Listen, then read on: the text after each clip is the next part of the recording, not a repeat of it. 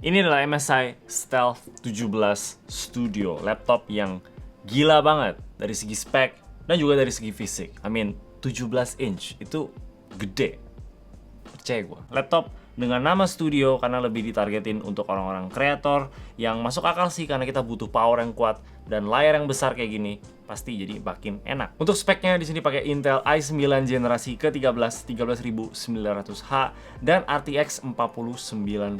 Super powerful dan kenceng untuk sebuah laptop.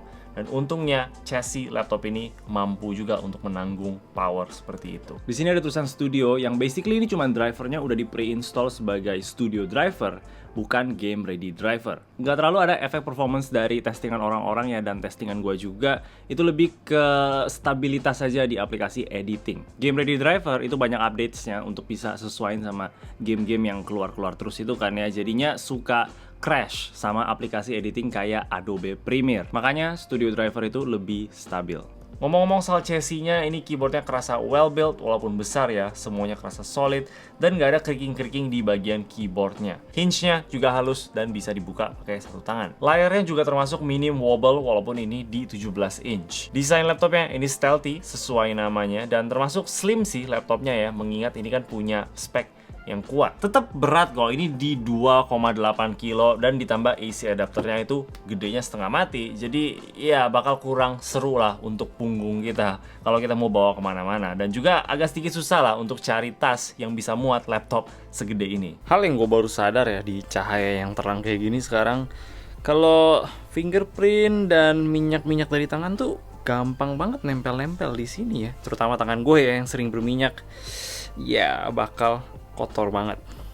Keyboardnya ini cukup nyaman sih ya dipakai ketik. Ini keyboard dari SteelSeries. Awal-awal gua agak sedikit lumayan banyak typo aja ketiknya, entah kenapa. Mungkin karena spacingnya agak sedikit jauh-jauh ya. Tapi ya itu hal yang kita bisa lama-lama terbiasa. Ada numpad juga di bagian sini yang menurut gua haruslah di laptop yang sebesar ini ya. Kalau nggak ada bakal aneh banget kelihatannya. Trackpadnya di sini gede, halus, dan juga akurat di semua gesturnya ya.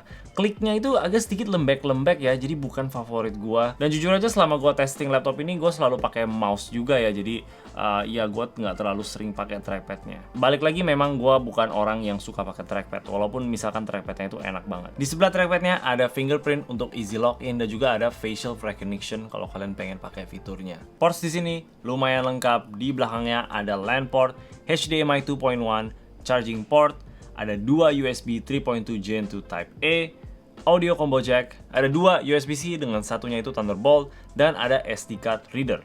Nice. Speakernya menurut gue di sini keras dan jernih sih. Salah satu speaker mungkin yang paling oke ya di laptop Windows. Ada 2 speaker di atas dan ada 2 subwoofer di bawah. Sayangnya bassnya itu jauh lebih kurang dibanding treble-nya ya. Tapi overall sih untuk dengerin lagu, untuk nonton movie itu udah enak banget.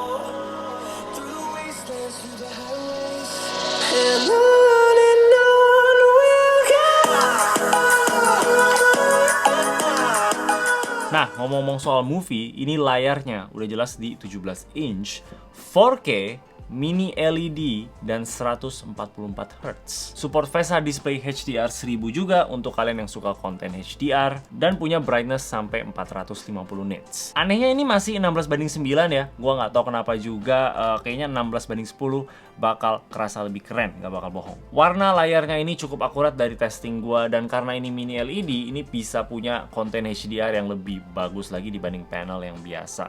Walaupun gua pribadi sih nggak terlalu wow banget ya sama konten-konten HDR, tapi di beberapa aplikasi kayak di game Miles Morales ini bakal kelihatan jadi jauh lebih bagus, lebih pop, lebih vibrant, lebih terang, dan transisi dari scene gelap ke terangnya itu lebih enak di mata. Jadi kalau gaming HDR itu kesukaan kalian, ya laptop ini bisa.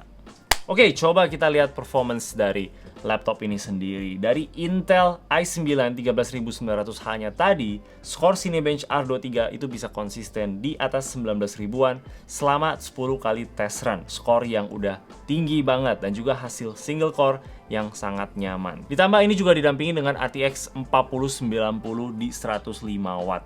Yang sebenarnya awal itu agak sedikit bikin gua kecewa ya, karena kalau mereka bisa push ke mungkin 150 atau bahkan sampai mentok 175 watt, kita bakal dapetin performance yang jauh lebih lagi. Tapi gua rasa ada limitasi juga dari chassis laptopnya ini yang termasuk slim ya, mungkin agak mustahil untuk mereka masukin power segitu banyak. Jadi masih bisa dimengerti lah, lagian RTX 4090-nya itu sama sekali nggak lemah. Bisa main game nyaman, 4K resolusinya, high settings, di atas 60-an FPS semua. Dan kalau kalian suka aktifin ray tracing untuk dapetin detail yang lebih di reflection ya, ini tetap bisa juga di atas 60-an FPS selama kalian aktifin DLSS. Untuk editing, ini juga kenceng banget. Editing foto di Lightroom kerasa smooth, dan waktu import dan exportnya itu kerasa cepet. Edit 4K video di Premiere udah jelas ini juga nggak ada hambatan sama sekali, dengan waktu ekspor di tes video gua yang juga cepet banget di 2 menit 6 detik doang. Ditambah ini RAM-nya juga luas banget di 64 GB dan ada 4 TB SSD NVMe. Gila, ada Intel Killer Wi-Fi 6E, baterai di 99 Wh yang dari pengetesan gua itu tahannya sekitar 5 jaman gitu. Ada 2 kipas di sini dengan 7 heat pipes yang walaupun ini suhu CPU-nya itu bisa lumayan tinggi ya, sekitar di 95 derajat gitu. Tapi untungnya laptop ini bisa tahan powernya dan juga clock speednya, bikin sistemnya itu jadi nggak kecekek. Jadi menurut gua ini masih aman banget. Suhu GPU-nya ini juga masih tergolong adem. Nah, tapi dengan semua kekuatan itu, ya ada harganya sih, dan harganya itu nggak santai sama sekali. 70 juta.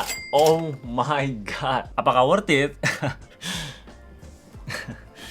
Ini laptop beneran cuma untuk spesifik orang banget sih, dan untuk kalian-kalian yang nonton dan merasa laptop ini worth it, kalianlah orang tersebut. Gue rasa hashtag mending rakit PC itu sangat cocok ya di video kali ini. Tapi, kalau ada orang-orang yang pengen laptop yang bisa lakuin semua hal, ya mungkin inilah jawabannya. Bisa edit, bisa main game, bisa bikin miskin.